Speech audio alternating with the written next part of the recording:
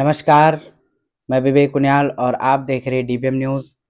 विद्वानों की गोष्ठी की इस कड़ी में आज हम आ चुके हैं ऋषिकेश के पशुलोक क्षेत्र में, जहाँ पर कि पुनः वार्ता करेंगे विद्वानों से। एक ऐसे विद्वान जो धर्म के क्षेत्र में कार्य कर रहे हैं, कर्मकांड के क्षेत्र में कार्य कर रहे हैं, ज्योतिष के क्षेत्र में कार्य कर रहे हैं।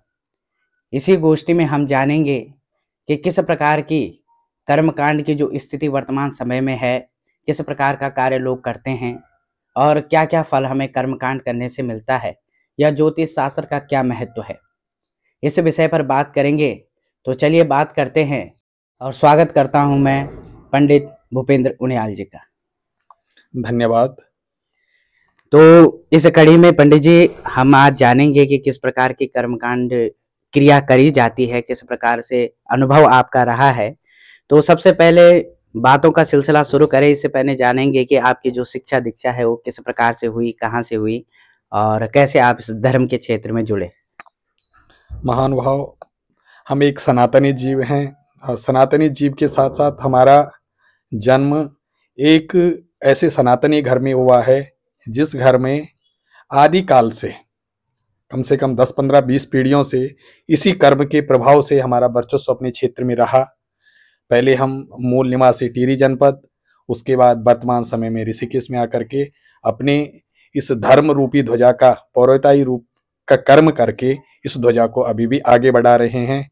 और शिक्षा अलग चीज है और एक जो व्यवसायीकरण है वो अलग चीज है। हमारी जो शिक्षा का सांस्कृतिक व्यवस्था है वो व्यवस्था हमारी गुरुकुलों से प्रारंभ होकर के और अपने सामाजिक, गृहस्थिक और व्यवहारिक जीवन से इस शिक्षा का प्रारंभ हुआ है और उस व्यवस्था को लेकर के आज हम इस कर्म को संपादित कर रहे हैं।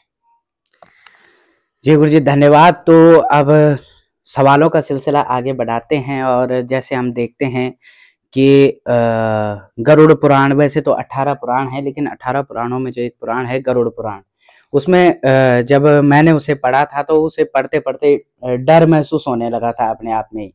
तो उसमें कई प्रकार के नर्गों के बारे में बताया गया है, कुंभिपाक नर्ग के बारे में बताया गया है, वैतरणी नदी के बारे में बताया गया है, असिपत्र नाम के वन के बारे में बताया गया है। तो इन चीज़ों को देख कर के थोड़ा-सा भय उत्पन्न होता है मन में इन चीज़ों को पढ़ने से। तो अगर हमें मुक्ति प्राप्त करनी है, हमें भगवान के चरणों में समाहित होना है, तो उसके लिए हम क्या करें? ऐसा क्या कर्म अपना रखें जिससे कि हम मोक्ष की प्राप्ति कर सकें? देखो, मुक्ति का साधन हमारे धर्मशास्त्रों में नवदा भक्ति का कोई भी सिद्धांत धारण करके प्राप्त किया जा सकता है, जिसमें श्रवण का माध्यम, कीर्तन का माध्यम, अर्चन का माध्यम, बंधन का माध्यम, दास्य भक्ति का माध्यम, कोई भी चीज हम एक अपने जीवन में यदि तन मन धन से उसको धारण कर लेते हैं किसी भी सिद्धांत को, तो हम भगवत प्राप्ति की साधन की ओर अग्रसर होकर के उस परमात्मा की शरणागति को प्राप्त हो सकते हैं।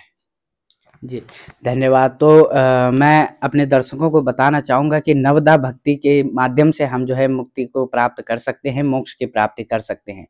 इन्हीं सवालों का सिलसिला आगे बढ़ाते हुए पंडित जी, आपसे पुनः एक सवाल है कि आजकल आप देख रहे होंगे, आपका जो पौरोहित्य कर्म है, इसमें आपके जो है ऐसे लोग भी सम्मिलित हो चुके हैं जो कि पहले अन्य व्यवसाय करते थे, कोई ड्राइवर थे या कोई अन्य कार्य करते थे, लेकिन एक जाति पंडित होने से, उनकी जाति पंडित होने से वो इस कर्म को करने लग गए हैं। तो इससे क्या प्रभाव पड़ता है समाज के ऊपर, या आपके ऊपर क्या प्रभाव पड़ता है?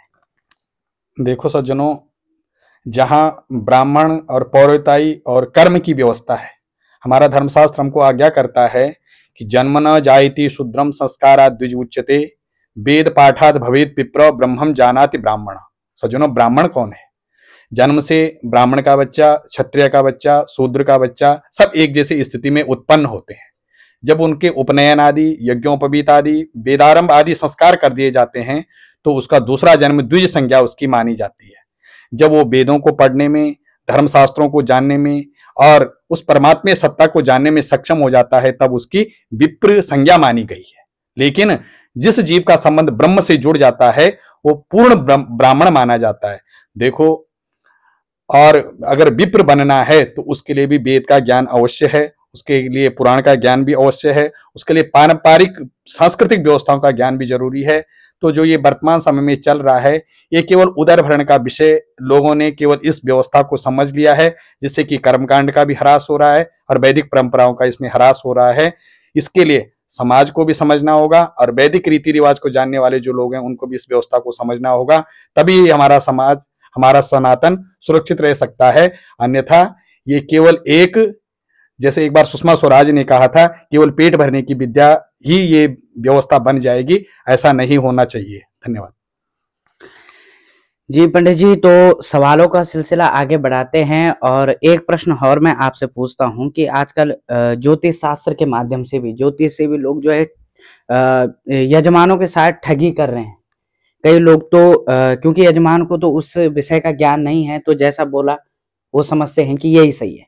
इस विषय पर आप क्या कहना चाहेंगे? और कहीं ये भी देखने को मिलता है कि आजकल पिछले 3-4 सालों से ये भी देखने को मिल रहा है कि तलाक जैसी स्थितियां बहुत ज्यादा बन रही हैं, जबकि उन्होंने पहले से कुंडली भी मिलाई है, सब कुछ हुआ है, ज्योतिष शास्त्र से को मद्देनजर रखते हुए वो कुंडली मिलाई गई और पंडितों द्वारा मंत्रोच्चार करके वो विवाह कराया गया, लेकिन तब भी जो है वो तलाक जैसी स्थिति बन रही है। तो इसके पीछे क्या कारण हो सकता है? देखो, जो ये ज्योतिषीय सिद्धांत है या मेलापक का प्रकरण है, ये विषय अपने में एक बहुत ही ज्योतिष का विस्मरणीय चिंतनीय विषय है, क्योंकि आज सामान्य भाषा में हम देखते हैं कि हम यंत्र शास्त्र के साधन से, जैसे अपने अष्टकूटों का मेलापक करके, गुणों को देख करके कुंडली का मेलापक बना देते हैं, जो कि शास्त्र अनुमति नहीं करता है। ज्योतिष शास्त्र लग्न की मित्रता, सप्तमेश की मित्रता, भाग्येश कर्मेश की व्यवस्था, कन्या के ग्रहों की विवेचनता, मंगल इत्यादि की व्यवस्था, उस समय वर्तमान समय में चलने वाले क्रूर ग्रहों की व्यवस्था इत्यादि की सब विवेचना करके ही कुंडली का मेलापक किया जाता है।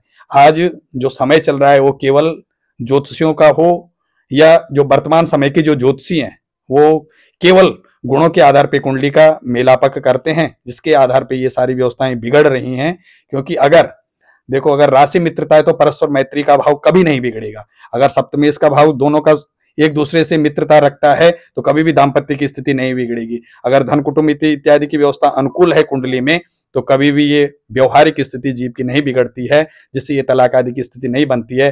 किंतु वर्तमान में केवल हम अष्टकूटों के आधार पर ही कुंडली का मेलापक करते हैं, जो कि ये भ्रमता की स्थिति बन रही है, जो कि आजकल यंत्र शास्त्र के माध्यम से, आप कंप्यूटर के माध्यम से या फोन के माध्यम से लोग केवल गुणों का मेलापक देख लेते हैं और कुंडली को मिला हुआ मानते हैं, जो कि आगे भ्रामक की स्थिति हमारे साथ बन जाती है और जीव को कष्ट की स्थिति या परेशानी की स्थिति या समाज में अस्थिरता की स्थिति ये व्यवस्था धारण करा रहा है।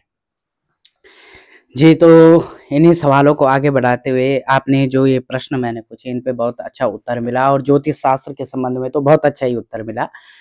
तो आगे हम बढ़ाते हैं कि आजकल आप देख रहे होंगे हमारे उत्तराखंड में ज़्यादातर और शायद हिमाचल के भी कुछ एरिया ऐसे हैं जहाँ पर कि ऐसी देखने को मिलता है, देव डोलियाँ बहुत ज़्यादा देखने को मिल रही हैं। जहाँ हर गली में जाओ किसी न किसी देवता की डोली वहाँ पर बनी हुई है, कहीं भी जाओ तो वहाँ पर डोली वाले ही बैठे हुए हैं। तो क्या देव डोलियों को इस प्रकार से घर घर में ले जाना या फिर उन देव डोलियों से अपना जो है भरण पोषण करना, एक व्यवसाय के रूप में उसे लेना, क्या ये सही है या गलत है? और जबकि ये स्थितियां आज से 3-4 साल पहले से ही देखने को मिली। इससे पहले कहीं डोलियों का इतना प्रचलन नहीं था और कहीं पे डोलियां ऐसे रोड पे चलते हुए तो नहीं दिखती थी। तो इस विषय पर आप क्या कहेंगे? देखिए, हम देवभूमि के लोग हैं, हमारे यहाँ कण कण में परमात्मा का वास है। तो हमारे यहाँ उत्तर का जो क्षेत्र, उत्तरकाशी का एरिया था या डिस्ट्रिक्ट चमोली था, यहाँ पर परमात्मा का विग्रह के रूप में पूजन किया जाता था, जहां पर देव डोलियों का प्रचलन आज से नहीं आदिकालीन है। किंतु इन देव डोलियों का उपयोग केवल एक क्षेत्रीय व्यवस्था में उस परमात्मा के अर्चन हेतु वो लोग करते थे। ऐसा नहीं कि देव डोली पूरे नगर में भ्रमण कर रही है या पूरे क्षेत्र में भ्रमण कर रही है या देव डोली पूरे शहर में भ्रमण कर रही है या देव डोली पूरे देश में भ्रमण कर रही है। उनका एक विशेष समय होता था, उनको स्नान करवाया जाता था, पर्व पर उनका पूजन अर्चन होता था और क्षेत्रीय लोग जो उनके आराधक लोग होते थे वो उनकी पूजा अर्चन करके जो पशुआ अर्थात जो उसका पूजन करने वाला जीव होता था वो उनको लेकर के जाता था और उनका पूजन अर्चन किया जाता था। लेकिन वर्तमान समय में एक भ्रामक स्थिति बन चुकी है जहां भी जाओ उस देवता की डोली। अगर उसके पौराणिक तथ्यों को जाने बगैर उन विषयों को हम धारण कर रहे हैं तो हम अपने लिए पाप का प्रायश्चित इकट्ठा ये लोग कर रहे हैं, और जिससे कि समाज में भी भ्रांति फैल रही है, जिससे कि याज्ञिक कर्मों में भी बाधा हो रही है, जिससे कि हमारे समाज में अनेकों तरह के लोग जो सनातन की व्यवस्था है इसमें आघात की स्थिति ये लोग पहुंचा रहे हैं। क्योंकि देव डोलियां थी परमात्मा की, देखो डोलियों पे परमात्मा का स्मरण होता है, ऐसा हमारा सनातन भी मानता है, ऐसा नहीं है। प्रारूपवादी हम हैं क्योंकि हम प्रारूप की ही पूजा करते हैं। चाहे हम मंडप बनाएं, चाहे याज्ञ की स्थिति में हो, चाहे हम गणेश की वेदी बनाएं या सर्वतोभद्र बनाएं या वास्तु प्रकरण हो या जो भी हो, उसमें प्रारूप की ही पूजा है। देव डोलियां बननी नहीं खराब, लेकिन इनका जो प्रदर्शन वर्तमान समय में चल रहा है ये समाज के लिए एक भ्रामक स्थिति पैदा कर रहा है, जिससे कि आने वाली जो हमारी सनातनी पद्धति है, आने वाली जो देव अर्चन की व्यवस्थाएं हमारे सनातन में बताई गई हैं, उनका ह्रास का कारक ये देव डोलियां बन सकती हैं। धन्यवाद। जी पंडित जी, तो अब सनातन से बातें तो बहुत होगी, सनातन के विषय में बहुत सारी बातें कर ली, तो अब थोड़ा सा राजनीति के विषय में अगर बात करें तो क्या लगता है 24 में क्या होगा?